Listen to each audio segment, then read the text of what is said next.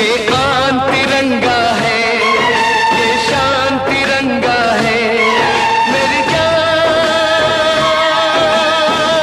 तिरंगा है, मेरी जान तिरंगा। मैं अकेला ही चला था जानिबे मंजिल, मगर लोग साथ आते गए और कारवां बनता गया। आप सभी जानते हैं कि राहुल गांधी जी ने कन्याकुमारी से लेकर कश्मीर तक भारत जोड़ो यात्रा का आरंभ कर दिया है और यह यात्रा 7 सितंबर को आरंभ हो चुकी है।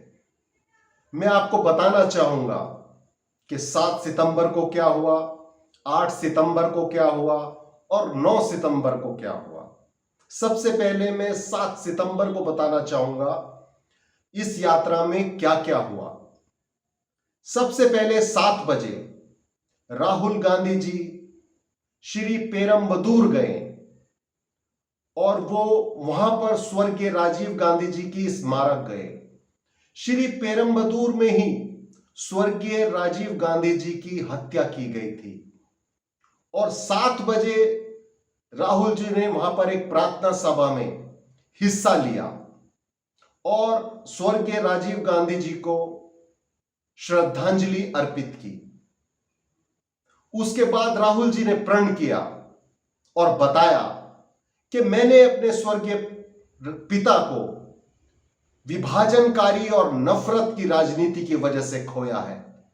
आज एक बार फिर हमारे देश नफरत की चपेट में आ चुका है। मुझे पूरा भरोसा है कि प्यार से नफरत को हराया जा सकता है और मैं दावे के साथ कह सकता हूं कि नफरत हारेगी और डर भी हारेगा और यह सब हम मिलकर करेंगे।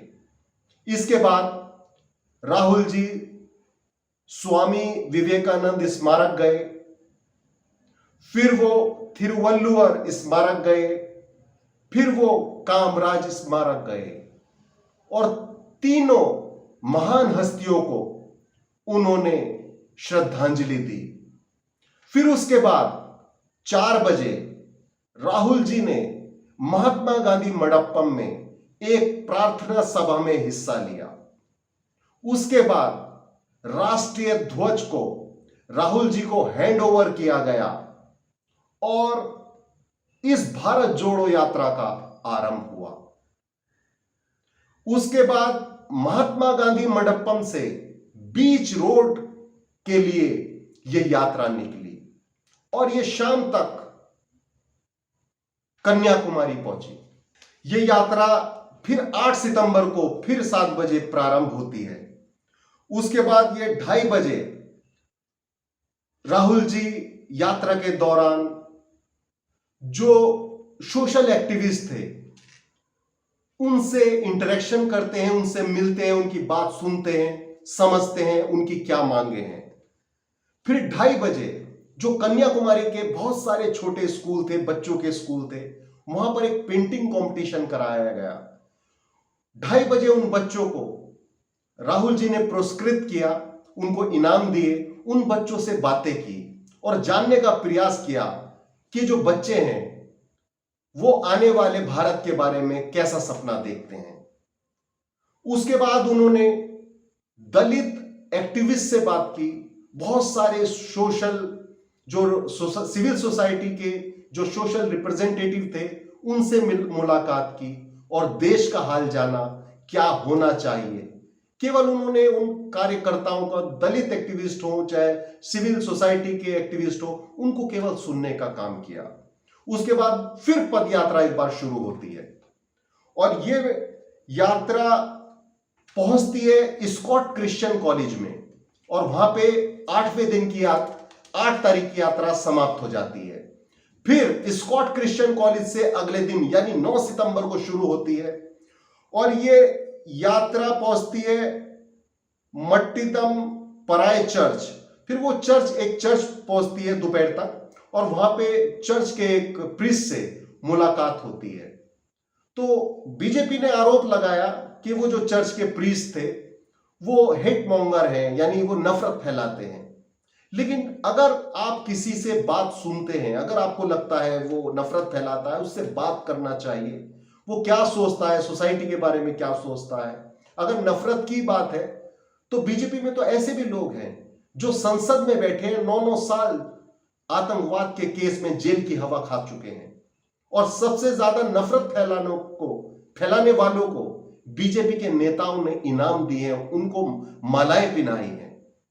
चाहे उन्होंने लिंचिंग की हो, चाहे वो रेप में बरी भी नहीं हुए, रेप में छूट के बेल पे आए हो, उनको मालाएं पिनाने का काम किया है। तो अगर राहुल गांधी एक प्रीस्ट से मिलते हैं, उसके दिल का हाल जानते हैं, तो इसमें क्या गलत है। फिर पद यात्रा शुरू होती है और ये कन्याकुमारी के एक जंक्शन तक पहुंचती है। और ये पहुंचते पहुंचते फिर एक बीजेपी एक नया एजेंडा, प्रोपेगेंडा लेके आती है कि राहुल गांधी जी ने बहुत कीमती टी शर्ट पहना है। अजीब और गरीब बात है, जिस पार्टी के प्रधानमंत्री 1.5 लाख का चश्मा लगाते हो और सुइज मेड घड़ी पहनते हो और रोज डिजाइनर कपड़े पहनते हो और 10 लाख का सूट पहनते हो और सेंट्रल विस्टा प्रोजेक्ट में 467 करोड़ का उनका आलीशान घर बन रहा है, वो लोग ये आरोप लगा रहे राहुल गांधी जी पे कि वो महंगी टी शर्ट पहनते हैं। लेकिन राहुल गांधी तो बेरोजगारों की बात कर रहे हैं, महंगाई की बात कर रहे हैं, नफरत की बात कर रहे हैं। उस पर बीजेपी चर्चा क्यों नहीं करना चाहती? वो इसलिए नहीं करना चाहती क्योंकि राहुल जी की यात्रा, इस पद यात्रा को देखकर देश में जो नफरत फैलाने वाले लोग हैं उनके सीने पर सांप लौट रहे हैं। उनको डर लग रहा है कि जिस तरीके से जन समर्थन मिल रहा है राहुल गांधी की इस पद यात्रा को, उससे उनके होश उड़ रहे हैं।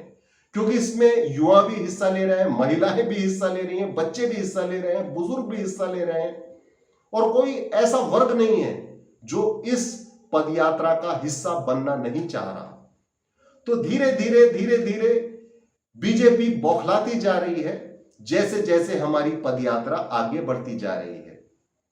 अब मैं बताऊंगा आपको 10 सितंबर में इस यात्रा ने क्या क्या किया।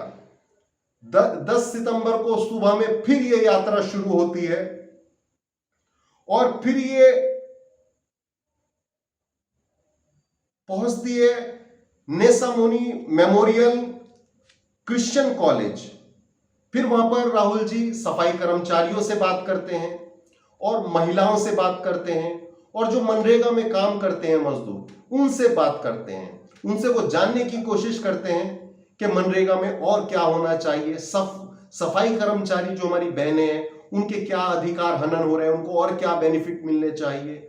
तो महिलाएं अपनी बात राहुल जी को सुनाने में काफी सक्षम रही। वो अपने सारे अधिकार बताए, हमें ये प्रॉब्लम है, हमें वो प्रॉब्लम है, सारी चीजें बताने का उन्होंने काम किया। और फिर 4 बजे एक बार फिर ये यात्रा शुरू होती है और 7 बजे ये Samuel LMS higher secondary school पहुंचती है। अब ये यात्रा 10 तारीख के शाम को केरला पहुंच गई है। लेकिन इस यात्रा के दौरान एक ऐसे स्कूल में इस पदयात्रा ने पड़ाव डाला, वहां पे दोपहर का भोजन किया, जिसमें 1937 में महात्मा गांधी जी, राजा गोपालाचारी 1937 में गए थे। वहां पर एक चिट्ठी भी उन्होंने देखी कि उन्होंने वहां पे मैसेज छोड़ा है जब वो आंदोलन करते थे, किस तरीके से करते थे। तो मैं आपको 7, 8, 9 और 10 सितंबर का पूरे कार्यक्रम बताने की कोशिश की है और आगे भी ये बताता रहूंगा। जो आगे यात्रा बढ़ रही है, बीजेपी की हालत खराब हो रही है। जो देश में नफरत फैलाते हैं, जो देश को तोड़ने की सोचते हैं, जो डिवाइड एंड रूल की बात करते हैं, जो डाइवर्ट एंड रूल की बात करते हैं, वो आज भारत जोड़ो यात्रा से डर रहे हैं, खौफ खा रहे हैं और घबरा रहे हैं। ये यात्रा एक ऐतिहासिक यात्रा है जो धीरे धीरे ये आगे बढ़ रही है।